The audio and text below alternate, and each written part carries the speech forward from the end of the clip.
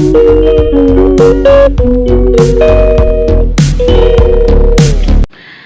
Hi hello अस्सलाम वालेकुम, आई love you. कैसे हैं आप सब लोग? आई होप कि आप सब लोग ठीक ठाक होंगे, मज़े में होंगे, खुशबाश होंगे। तो गाइस, वेलकम है आप लोगों का मेरे ब्लॉग में। और आज काफ़ी दिनों के बाद मैंने ब्लॉग का स्टार्ट लिया है। ये मेरा आई थिंक कोई सेकंड ब्लॉग है। और मैंने सोचा कि आज काफ़ी दिन के बाद कुछ करूं, कुछ आप लोगों से बातें करूं। तो चलें अपने रूम में बैठकर आप लोगों से मैं बातें करती हूँ। सुबह के बज रहे हैं कोई 9:30 बज रहे हैं आई थिंक। हाँ, तो जनाब मैं बैठ गई हूँ आराम से अपने रूम में, अपने बेड पर आप लोगों से बातें करने के लिए। आप लोग कैसे हैं मुझे ज़रूर कमेंट में बताइएगा और काइंडली मेरे चैनल को सब्सक्राइब कर दीजिएगा, because I need your subscription, I need your support, I need your love. Please please please आप मेरे चैनल को सब्सक्राइब करके मेरी वीडियो को लाइक करेंगे तो मुझे बहुत ही ज़्यादा अच्छा लगेगा। लास्ट डेज मेरी तबीयत कुछ ख़राब थी। खैर चलता रहता है, लाइफ है, it's the part of life, ये सब कुछ चलता रहता है। यार पिछले दिनों से ना मैं बहुत ही ज़्यादा अपसेट हूँ, बहुत ही ज़्यादा, क्योंकि मैं कुछ ऐसी न्यूज़ सुन रही हूँ हमारे पाकिस्तान में, पता नहीं हो क्या रहा है। एक मतलब हम लोग कहाँ जा रहे हैं, हमने अपने बच्चों की तरबियत कैसे की है। एक 13 साल की बच्ची का कल मैंने एक वाक़या रिपोर्ट हुआ है, मैंने देखा, मेन स्ट्रीम मीडिया पर भी आया और यूट्यूब चैनल्स पर भी मैंने देखा कि एक 13 इयर्स ओल्ड बेबी है जिसने अपने बाप को गोली मार कर उसका मर्डर कर दिया। तो 13 इयर्स की लड़की कैसे मर्डर कर सकती है? उसको फायर आएगा कैसे करने, उसको गोली चलानी कैसे आएगी, इवन कि उसको पिस्टल पकड़ना कैसे आएगा? कैसे हो सकता है ये? और वो कर लिया उसने। वजह सुनकर आप हैरान रह जाएंगे। वजह ये थी कि वो बोलती है कि वो 5 बच्चों का बाप, 5 बच्चों का बाप था, 45 इयर्स का वो बंदा था। उसके बेटी के मुताबिक कि मैंने अपने बाप को इसलिए फायर करके मर्डर किया क्योंकि उसने मुझसे बदतमीजी की थी। क्या है ये? कभी वो बयान देती है कि उसने मुझसे आज बदतमीजी की, कभी कहती है कि उसने मुझसे बहुत पहले से बदतमीजी स्टार्ट की हुई थी। मुझे समझ ही नहीं आ रही थी कि ये हम कहाँ जा रहे हैं, ये हमारी सोसाइटी है और इस तरह कैसे होगा, किस तरह से हमारे बच्चे, अगर हम लोग अपने बच्चों के साथ बैठकर इस तरह के प्रोग्राम्स देख रहे हों, न्यूज़ चल जाती हैं, कभी कभी हम अपने बच्चों के साथ बैठकर न्यूज़ देख रहे होते हैं और अगर न्यूज़ में इस तरह की रिपोर्टिंग हो रही हो और हमारे बच्चे हमारे साथ बैठे हुए सुन रहे हो तो वो क्या उनके जहनों पर असर पड़ेगा। और एक तरफ जो है वो हम फिर भाषण दे रहे होते हैं कि जो है वो हम अपने बच्चों की अच्छी तरबियत कर रहे हैं, हम अपने बच्चों को ये करें, हम अपने बच्चों को गुंडा बना रहे हैं एक्चुअली। तो ऐसा नहीं करना चाहिए। एनीवेज एक और ख़बर थी लाहौर से कि कोई डिलीवरी बॉय है लाहौर में, उस बेचारे का तो बहुत ही ज़्यादा बेरहमाना कत्ल हुआ है और बहुत ही ज़्यादा इंसानियत को शर्मा देने वाली ये जो हरकत हुई है ना, ये बहुत ही ज़्यादा एक कैसा फेल है ये। जिस बंदे ने मारा है, जिस बंदे ने ये काम किया है, उसके घर में उसकी मिसेज थी जो उस डिलीवरी बॉय के साथ उनका कोई रिलेशन था। तो अगर रिलेशन था तो उस बंदे को मर्डर करने के बजाय तुम्हें अपनी बीवी को भी समझाना चाहिए था कि तुम किस तरह के किस रास्ते पर चल रही हो। 3 बच्चों की माँ है वो औरत, और आप उसके इंटरव्यूज सुने, चाहे आप सोशल मीडिया पर सुने, चाहे मेन स्ट्रीम मीडिया पर सुने, बहुत सारे लोगों ने उनके इंटरव्यूज़ किए हैं, मैं अक्सर देखती रहती हूँ। वो बिल्कुल भी शर्मिंदा नहीं है वो औरत, और उसको अपने किए पर बिल्कुल भी पछतावा नहीं है। वो बहुत ही ज़्यादा कॉन्फिडेंटली इंटरव्यूज़ दे रही होती है। इवन के एक इंटरव्यूअर ने तो ये भी बताया कि जब मैं उसका इंटरव्यू करने गई तो वो जो है वो उन्होंने ना पुलिस वाले से कहा कि सर जी मैं इस तरह से तो बात नहीं कर सकती हूँ, मैंने इतने सारे लोगों से इंटरव्यूज़ यानी कि इतने सारे लोगों को इंटरव्यूज़ दिए हैं, तो अब मेरा गला सूख रहा है, आप मेरे लिए कुछ ठंडा मंगवाई थी या कोई शीज़ान का जूस मंगवाया था, और वो उसने पिया और उसके बाद जो है उसने इंटरव्यू दिया। और बड़े सज धज के अच्छे से कॉटन के कपड़े पहनकर या लॉन के कपड़े पहनकर वो बैठी हुई होती है और जब भी इंटरव्यू देती है।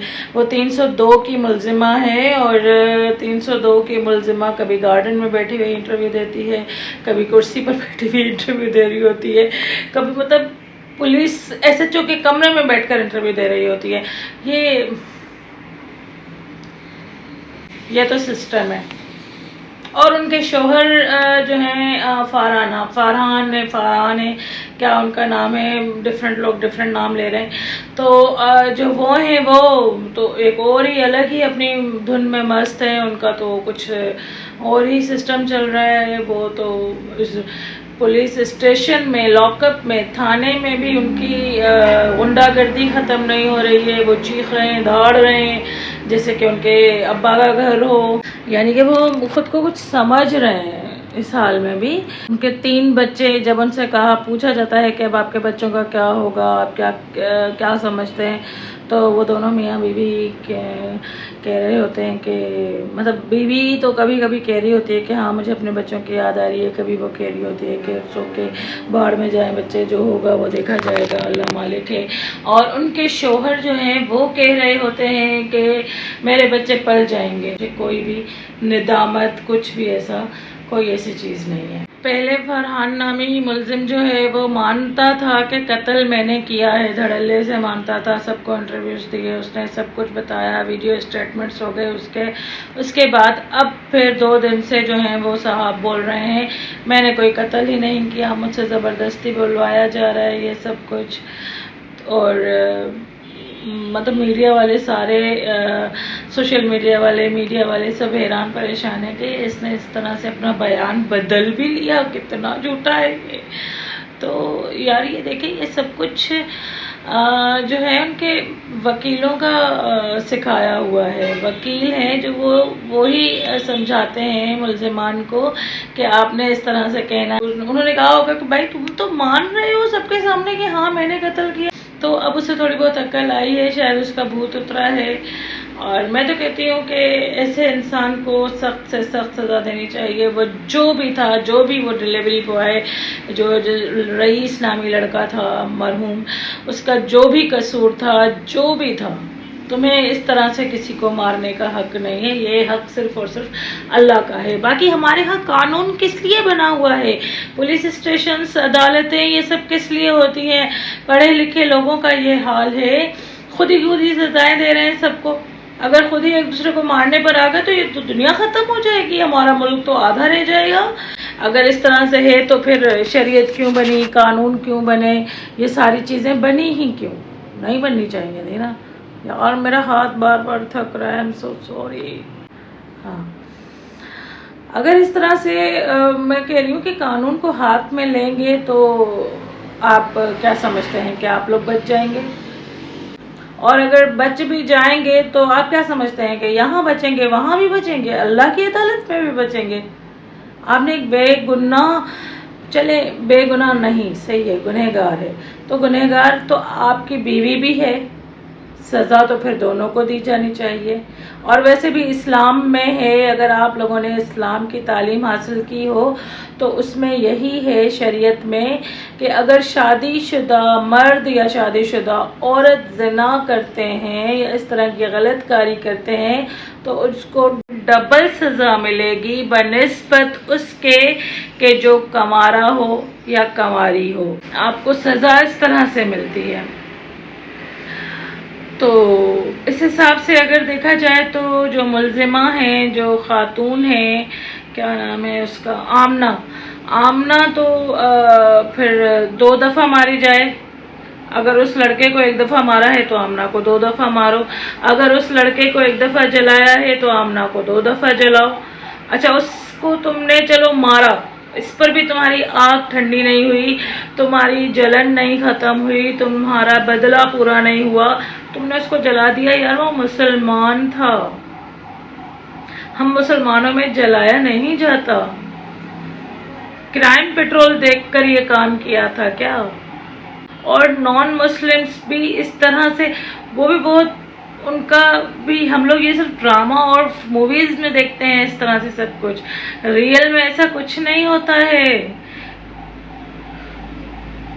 जला दिया उस माँ का, सोचा जिसका बेटा था, जिसको तुमने मारा, वो माँ तुम्हें बद्दुआएं दे रही है। उसके इंटरव्यूज देखें आप, अल्लाह माफ करे, वो कितना रो रही है, कैसे बद्दुआएं दे रही है वो उसे। बहुत ही बड़ा, मेरा तो दिल के रह गया जब मैंने ये फर्स्ट टाइम न्यूज सुनी थी। ये सोशल इश्यूज थे ये सारे, महंगाई, पेट्रोल की कीमतों में इजाफे, बिजली के बिलों में इजाफे, ये सब तो खैर हमारे साथ लगा हुआ है, ये तो चल रहा है। ऊपर से खून खराबे और ये सारी बेहूदगियाँ, ये सारी चीज़ें, पता नहीं हम कब सही होंगे, हमारे हालात कब सही होंगे, क्या होगा। अल्लाह ताला बस हम सब पर रहम फरमाए। तो बस यही बातें थी जो करनी थी आप लोगों से। अभी हम करते हैं थोड़ा सा वर्कआउट, और वर्कआउट में मैं ज़्यादा कुछ नहीं, सिर्फ कार्डियो करूँगी। जिम नहीं जाया जाता यार घर से बाहर, बहुत ज़्यादा गर्मी है, बाहर निकलो तो लग पता जाता है। कराची में इस हद तक की गर्मी हो रही है, तो इंशाल्लाह जिम जाऊंगी, लेकिन थोड़ी सी गर्मी सही हो जाए उसके बाद। अभी हम करते हैं treadmill. Subscribe, so let's start.